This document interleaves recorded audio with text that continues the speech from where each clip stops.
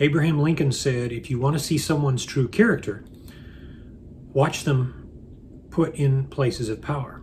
How would someone react when their situations change? Anyone can be nice, anyone can be cordial, but when situations emerge like the times we're in now, you start to see different sides of people. I was out this morning and I'm stuck in my hotel here. The power in Houston in many places is out, going as far down to Katy and all of these satellite cities, these surrounding areas. So I'm pretty much stuck at work, which works out good for me. I have power again at home, but the challenges I've had at my property have required me to stay on site. So here I am, and I'm back to a strict, small one meal a day to pass the time. And whatever the hotel has, I eat, not trying to change the world, not looking for gourmet cuisine, just looking to get by.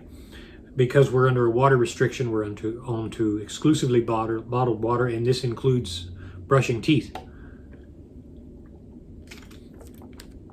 We saw 10 degrees the other night here, which, if for those of you up north, you're used to cold temps, so it's like a joke to you. Down here in the south, the city closes if there's an eighth of an inch of ice. Everything just shuts down.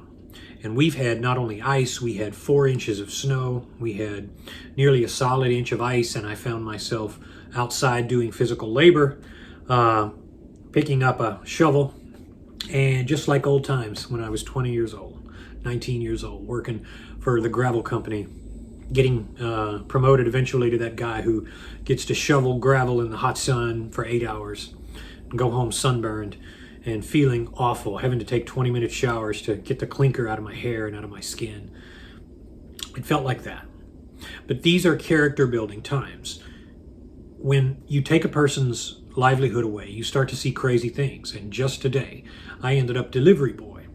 In addition to snow shoveler, I ended up delivery boy. Gladly, I picked up that shovel, and gladly I got in my little Nissan and drove around and went to ice houses and supply houses and got ice.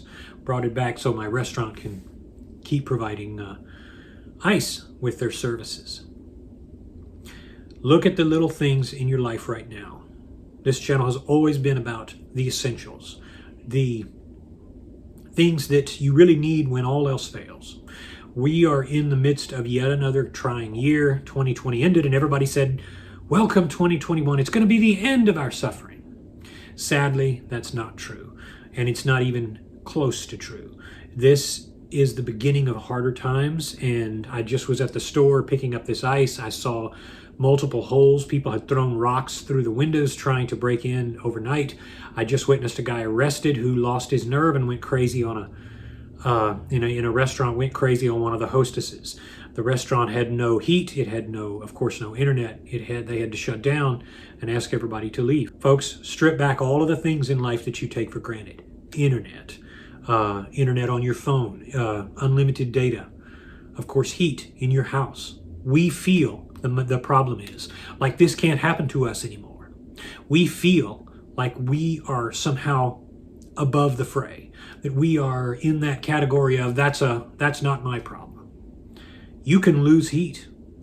The planet can tilt just 1/10 of a degree and send us into an ice age, which happens every 28,000 years with the 23.5 to 24.9 degree tilt of our planet. That's what sends us into ice ages. And that's similar to what happens here now. We haven't seen cold like this since going back to, I'm told, 1989, and before that in the 1800s. So this is a rare thing, but that's the lesson of life. Every time you get a pain in your knee, you get a creak in your neck, all of those things are like those signs that say, warning, curve ahead. They're signs that show you that everything in life is temporary, is impermanent, and is changing. Nothing in life can be counted on. And when you sit down to eat your daily meal, you should be in that mind frame that says, I am eating now, and I'm glad to be eating, and this doesn't have to be so. You have body fat on you. Every one of us does, to some degree. You may have to live off that for a while. You have blankets around you. You may have to cuddle up with those. And I've had so many frantic calls from people, our front desk right now is getting inundated with calls from people just looking for a warm place, just looking for a nice warm bed, and they're not finding one. This is going to go on for a few more days until the next trial comes along. We don't know what's going to happen now that we're starting to see what seems like end times. We're starting to see people, still becoming more selfish, becoming more posh and pomp, and looking for privilege and looking for entitlement, and they're forgetting that ultimately your ancestors slept in trees.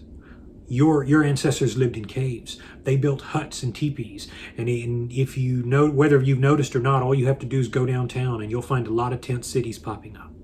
You'll find a lot of people losing their homes, not just their heat, but their actual homes. And things aren't showing a sign of getting any better. What can you do in times like this? Why, the answer is obvious. Test your true character. Understand that you are now in the middle of a test. The exam has begun. You've gone into the proverbial classroom, and the strict-looking teacher has made those announcements. There'll be no cheating. There'll be no going to the restroom. You've got to take your exam. When I did my PHR exam, there was all of these people on all the sides, and they're saying you cannot look in their cubicle. You have to look straight ahead, and if you do this, they'll say you're cheating. They'll void your test, and you'll lose the $400 to get to take your test, and you'll have to start over. Plus, they'll report that you cheated, and you'll lose the ability to test. And you can't look back. You can't look around. There's that stress. And of course, I'm a terrible test taker. A lot of people are, but this is a test. This is your true character. What do you do when you run out of food? What do you do when you run out of heat? How do you react? Some of these people are losing their nerves. They're robbing stores. Crime is up in this area. What people need to be doing is learning to be satisfied, just resting, just listening to themselves breathe, listening to their heartbeat, watching the rising and falling of the abdomen, meditation. They need to be relying on the fact that one daily meal you should be able to get and you should be happy with. You see, all of this stuff we talk about on this channel that we've talked about for the last 5-6 years, all of this it seems irrelevant to a lot of people. That's why a lot of people love to watch these kids and their little exercise channels. And of course, they love to listen to music and learn about pop culture and all of the things that are irrelevant. What do you do when all that gets taken from you? You find that you either don't know how to react, or you start taking out your anger on the world and others. Both of those signs are signs of a lack of wisdom. They're signs of a lack of preparation. And to this day and time, grains can go take a long way. You can stock up on beans, you can stock up on rice, you can stock up on potatoes, and you can go a long way. You need to stop and understand that this is a test. And it's a test of your true character. People, when they're under stress, that's the true them. You don't know your boss until you've had your first fight with them. I cover this on my HR channel. You don't know your boss until you've had your first fight with them, until you've had a heart-to-heart in plain spoken words. And then you find out if they're going to go behind your back and try to get you fired, if they're going to start subjecting you to humiliating discipline and passive-aggressive crap. You start learning things. It's the same thing with you, with your kids, with the circumstances you have at your home, with your spouse. How does he or she react when you're on a long trip away? When you get sick and have to go for some sort of treatment? Are you getting where I'm going? This is dark stuff here.